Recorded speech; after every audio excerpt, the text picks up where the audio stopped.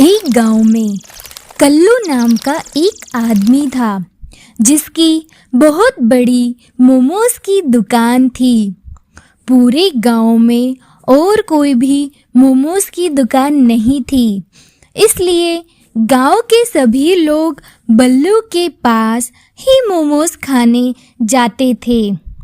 एक दिन एक बूढ़ी काकी कल्लू के मोमोज खाने आती है। तो आइए देखते हैं आगे की कहानी। कहिए बूढ़ी काकी, आप कौन से मोमोज खाना पसंद करेंगी? Veg momos, chicken momos, tandoori momos? बताइए कौन से मोमोज लगा दूं आपके लिए? कल्लू बेटा, तो मेरे लिए एक प्लेट वेज मोमोज लगा दे। तेरे वेज मोमोज के चर्चे दूर दूर के गांव तक है। मैं भी तो देखूं तेरे वेज मोमोज कैसे लगते हैं। वैसे काकी, तुम्हें पहले तो कभी यहाँ नहीं देखा? हाँ, मैं दूसरे गांव से यहाँ आई हूँ। मगर चिंता मत करो, अब तुम मुझे रोज यहीं देखोगे, वह भी अपनी आंखों के सामने। कल्लू बूढ़ी काकी की बात समझ नहीं पाता है और उन्हें उनके वेज मोमोज दे देता है। यह लो काकी, तुम मोमोज। वैसे मुझे तुम्हारी बात समझ नहीं आई। जल्दी से समझ जाओगे। वैसे यह मोमोज मुझे कुछ खास पसंद नहीं आए, और तो और यह महंगे भी बड़े हैं। खैर, यह लो पैसे। कल्लू को बूढ़ी काकी की बात कुछ समझ नहीं आती, मगर वह उनसे कुछ कहता इससे पहले बूढ़ी काकी वहां से चली जाती है। उसके बाद कल्लू भी अपने काम में लग जाता है। अगले दिन जब सुबह सुबह कल्लू वापस अपने मोमोज की दुकान लगाने लगता है, तब तो वह हैरान रह जाता है। कल्लू की मोमोज की दुकान के ठीक सामने उन्हीं बूढ़ी काकी ने अपनी मोमोज की दुकान खोल ली थी, और तो और वह बूढ़ी काकी कल्लू से आधे दामों पर मोमोज बेच रही थी। तभी गांव का एक आदमी कल्लू के पास आता है और उससे कहता है, अरे कल्लू भाई, यह सब क्या चल रहा है? गांव में आपके रहते दूसरी मोमोज की दुकान? मैं भी नहीं जानता भैया। यह बूढ़ी काकी तो कल मेरी दुकान पर मोमोज खाने आई थी और आज इसने खुद ही दुकान खोल ली। हाँ, अब जो भी हो कल्लू भैया, मगर वह तुमसे बहुत ही सस्ते मोमोज बेच रही है। सभी लोग उसी के पास जाएंगे। अब तो लगता है आपको अपनी मोमोज की दुकान बंद करनी पड़ेगी। वह आदमी भी यह बोलकर बूढ़ी काकी के सस्ते मोमोज चखने पहुंच जाता है। थोड़ी ही देर में बूढ़ी काकी की दुकान पर बहुत भीड़ लग जाती है और सबको उनके सस्ते मोमोज बड़े अच्छे लगते हैं, जबकि उधर कल्लू की दुकान पर सन्नाटा छाया हुआ था। आखिर यह कैसे मुमकिन है? भला इतने सस्ते दामों में कोई मोमोज कैसे बेच सकता है? इसमें तो कितना नुकसान है। जरूर इसमें कुछ गड़बड़ है। मुझे पता लगाना ही होगा, वरना सच में मेरी दुकान बंद हो जाएगी। कल्लू सोच में पड़ जाता है।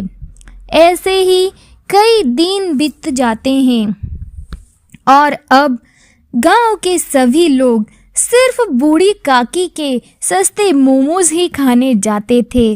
कल्लू की दुकान पर अब सबने आना बंद कर दिया था, क्योंकि सबको लगता था कल्लू महंगे मोमोज बेचकर लोगों को ठगता है। एक दिन कल्लू घर पर ही बैठा रहता है और दुकान लगाने नहीं जाता। तभी उसका बचपन का दोस्त हरीश उससे मिलने आता है। अरे कल्लू, क्या बात है? तुम आज घर पर ही बैठे हो, दुकान लगाने नहीं गए? क्या ही करूँगा हरीश, दुकान लगाकर इतनी मेहनत करो, मोमोज बनाओ, लेकिन कोई भी मोमोज खाने नहीं आता। सबको लगता है कि मैं उनको महंगे मोमोज बेच रहा हूँ। अरे तो कल्लू, तुम भी मोमोज के दाम कम क्यों नहीं कर देती? अरे दोस्त, मोमोज की लागत ही उतनी है, तो मैं क्या अपनी जेब पर नुकसान उठाकर सस्ते मोमोज बेचूं? इससे कम दाम अगर मैंने किए तो मुझे बहुत ज्यादा नुकसान हो जाएगा। तो भला वो बूढ़ी काकी इतनी सस्ते में कैसे बेच रही है मोमोज? उसे लागत कम कैसे पड़ रही है? वही तो मैं भी समझ नहीं पा रहा हूँ हरीश। जरूर दाल में कुछ काला है, और मैं तो यह भी सोच रहा हूँ कि आखिर वह बूढ़ी आई कहाँ से। पहले तो मैंने उसे इस गांव में कभी देखा ही नहीं। बात तो तेरी सही है कल्लू, जाने वहां कहां से आई है। लेकिन अगर तुम्हें अपनी दुकान बचानी है तो घर बैठे बैठे खुद ये सब सवाल मत करो और पता लगाओ कि दुकान पर आखिर चल क्या रहा है।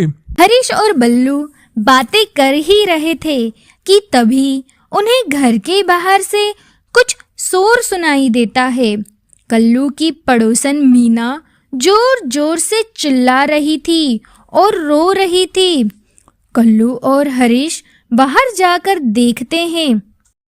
हे भगवान, मैं लुट गई, बर्बाद हो गई, मेरे सारे गहने चोरी हो गए। हे भगवान! अरे अरे, यह सब कैसे हो गया मीना दीदी? पता नहीं बल्लू भैया, रात में कैसी आग लगी कि चोर आए और सारा सामान लूट कर ले गए।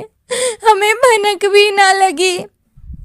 अरे, यह आजकल गांव में चोरियां इतनी बढ़ती जा रही है, आखिर हो क्या रहा है? कुछ लोग मीना को संभालते हैं और उसे पुलिस के पास लेकर जाते हैं। वहीं बल्लू और हरीश फिर से बातें करने लगते हैं। खैर बल्लू, तू चिंता मत कर, मैं शाम तक उस बूढ़ी काकी के पुराने गांव और घर के बारे में पता लगाता हूँ।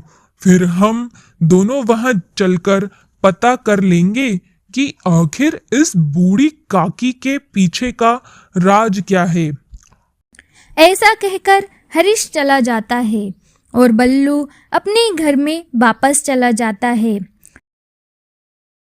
शाम को हरीश बल्लू से दोबारा मिलने आता है। कल्लू, बड़े मुश्किल से मुझे वह बूढ़ी काकी के पुराने घर का पता चला है और वह यहाँ से काफी दूर भी है। तो फिर देर किस बात की है? चलो चलते हैं। कल्लू और हरीश बूढ़ी काकी के गांव जाने के लिए निकल जाते हैं। वहां पहुंचने के बाद कल्लू को सबसे पहले एक औरत दिखती है जो गोल गप्पे बेच रही थी।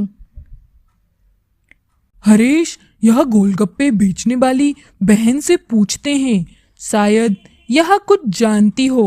ठीक है कल्लू, कल्लू और हरीश दोनों उस औरत के पास जाते हैं और उससे कहते हैं, दीदी, आपके गांव में क्या पहले कोई बूढ़ी काकी रहती थी? अरे भैया, इतना बड़ा गांव है, यहाँ पर तो कितनी ही बूढ़ी औरतें रहती हैं। अब मुझे कैसे पता होगा कि तुम किसकी बात कर रहे हो? नहीं नहीं, असल में हमारे गांव में एक बूढ़ी काकी आई हैं जिन्होंने हमारे गांव में आकर वहां पर मोमोज की दुकान खोल ली और अब वो सस्ते दामों में मोमोज बेचती है। उसकी वजह से हमारे कल्लू भाई के मोमोज की दुकान ठप हो गई है। हे भगवान, कहीं तुम उस बूढ़ी औरत की बात तो नहीं कर रहे जिसके माथे पर एक बड़ा सा तिल है? हाँ हाँ, तिल तो था। तो क्या तुम उसे जानती हो? क्या वो तुम्हारी पड़ोसी थी? अरे वो इस गांव की नहीं है और पड़ोसी नहीं, वो तो एक भागी हुई मुजरिम है, चोर है। वो चोर? क्या क्या क्या मतलब? अरे जब वो इस गांव में आई तब उसने मेरे ही गोलगप्पे के ठेले के सामने अपनी गोलगप्पे की दुकान खोल ली थी। फिर वह सस्ते दामों में लोगों को गोलगप्पे खिलाने लगी। हाँ, ठीक यही मेरे साथ भी किया उसने। फिर क्या हुआ? उसकी दुकान पर जितने भी लोग आते थे वह उनसे किसी न किसी एक को नशे वाले गोलगप्पे खिला देती थी और रात में उस बूढ़ी काकी के 2 बेटे जाकर उसके घर में चोरी कर लेते थे। क्या उसके 2 बेटे भी हैं? हाँ, और क्या। वह तो एक दिन एक आदमी पर नशे की दवा काम नहीं की क्योंकि उसे घर जाते ही उल्टी हो गई थी, तो उसके दोनों बेटे और वो बूढ़ी औरत पकड़े गए। लेकिन मौका मिलते ही वह वहां से भाग गए और अभी तक पुलिस उनकी तलाश कर रही है। तुम लोग तो बड़े ही खतरे में हो भैया। कल्लू, अब मुझे समझ में आया कि अचानक हमारे गांव में चोरियां कैसे बढ़ गई। हाँ हरीश, सुबह ही मीना दीदी के घर पर भी चोरी हुई। हमें जल्दी से वापस जाकर गांव वालों को सारा सच बताना पड़ेगा।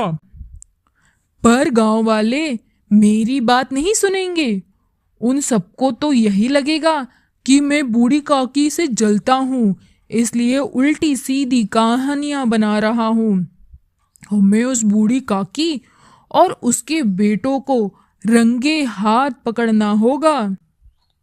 हाँ, यह बात तो तू एकदम ठीक कर रहा है, पर यह हम करेंगे कैसे? वो सब तो मुझ पर छोड़ दे। अभी तो तू बस मेरे साथ वापस गांव चल। कल्लू और हरीश वापस गांव आ जाते हैं और कल्लू हरीश से कहता है, हरीश, अब तुम मेरी बात ध्यान से सुनना। मैं इस बुढ़िया पर नजर रखे रहूंगा और मैं जब तुझे तेरे फोन पर मैसेज करूं तब तू सारे गांव वालों को लेकर उस जगह पहुंच जाना।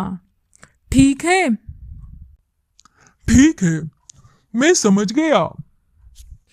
कल्लू और हरीश सभी गांव वालों को बताने चला जाता है और बल्लू बूढ़ी काकी पर नजर रखने लगता है। वाह वाह, आज भी मेरे सारे मोमोज, वाह वाह, आज भी मेरे सारे मोमोज बिक गए। अब दुकान बंद कर देती हूँ और घर चलती हूँ। बूढ़ी काकी दुकान बंद करके घर जाने लगती है, मगर वह सुनसान जंगल की तरफ जा रही थी। कल्लू भी उनका पीछा करने लगता है। जंगल तक पहुंचकर बूढ़ी काकी अपने दोनों बेटों से मिलती है और उनसे कहती है, होनहार बेटो, आज मैंने उस महेश की बीवी को नशीले मोमोज खिलाए हैं। वो बता रही थी कि उसके घर पर आज कोई नहीं है, उसका पति बाहर गया है। तो तुम दोनों जाओ और जाकर उसके घर से सारे गहने जेवर चुरा लाओ। मैं तुम्हारा यहीं इंतजार करूंगी। माँ यहाँ क्यों? माँ यहाँ जंगल के पास क्यों? अरे आज हमारी इस गांव में आखिरी चोरी होगी। याद नहीं, पिछली बार हम उस गांव में फंस गए थे। अब हम एक गांव में कुछ ही दिन तक चोरियां करेंगे और फिर वहां से निकल जाएंगे। तुम लोग गहने चुरा कर लाओ, फिर हम जंगल के रास्ते यहाँ से निकल जाएंगे। दोनों बेटे अपनी माँ का प्लान अच्छे से समझ जाते हैं और गांव में चोरी करने चले जाते हैं। कल्लू तुरंत हरीश को मैसेज कर देता है और उसे कहता है कि वह सभी गांव वालों को जल्दी से जंगल के पास लेकर आए। इतना कहकर कल्लू बूढ़ी औरत के सामने आ जाता है। बस बहुत हुआ, तुम्हारा खेल अब रंगे हाथों पकड़ी गई। काकी यहाँ क्या कर रहा है? कल्लू को देखकर बूढ़ी काकी भागने की कोशिश करने लगती है, मगर कल्लू उन्हें पकड़ लेता है, एक जगह बांध देता है। थोड़ी ही देर में गांव वाले भी हरीश के साथ वहां पहुंच जाते हैं। अरे कल्लू, यह सब क्या चल रहा है? तुमने हमको यहाँ क्यों बुलवाया है? तुमने यह सस्ते मोमोज बेचने वाली बूढ़ी काकी को ऐसे बांध के क्यों रखा है? जरा सब्र करिए आप सब, अभी सारा सच सामने आ जाएगा। तभी बूढ़ी काकी के दोनों बेटे खुशी खुशी वहां पहुंच जाते हैं। माँ देखो, हम मनीष की बीवी के घर से गहने चुरा कर ले आए। अरे चुप कर बेवकूफ, देख वहां गांव के सभी लोग हैं। दोनों बेटे वहां से भागने की कोशिश करने लगते हैं, मगर कल्लू दोनों को पकड़ लेता है। अरे तुम दोनों कहाँ भाग रहे हो? जरा सभी गांव वालों को सच तो बताना, वरना अच्छा नहीं होगा। दोनों बेटे गांव वालों को चोरी और मोमोज का सारा सच बता देते हैं, जिससे गांव वालों की आंखें खुल जाती है। अरे नहीं, हमसे बड़ी भूल हो गई कल्लू भैया। हमें भी सोचना चाहिए था कि यह बुढ़िया हमें इतने सस्ते में मोमोज क्यों खिला रही है। यह तो हमें बर्बाद कर देती। भाई, या तो हमें कंगाल करके छोड़ती। तुमने हम सबको बचा लिया कल्लू, तुम्हारा बहुत बहुत धन्यवाद। हाँ ठीक है, अब चलो इन लोगों को पुलिस के हवाले करो, वरना यह ना जाने और किस किस को बेवकूफ बनाएंगे। वो सब मिलकर बूढ़ी काकी और उसके बेटे को पुलिस के हवाले कर देते हैं और कल्लू की मोमोज की दुकान एक बार फिर से अच्छे से चलने लगती है। इतना ही नहीं, अब तो कल्लू की पूरे गांव में वाह वाह भी हो जाती है।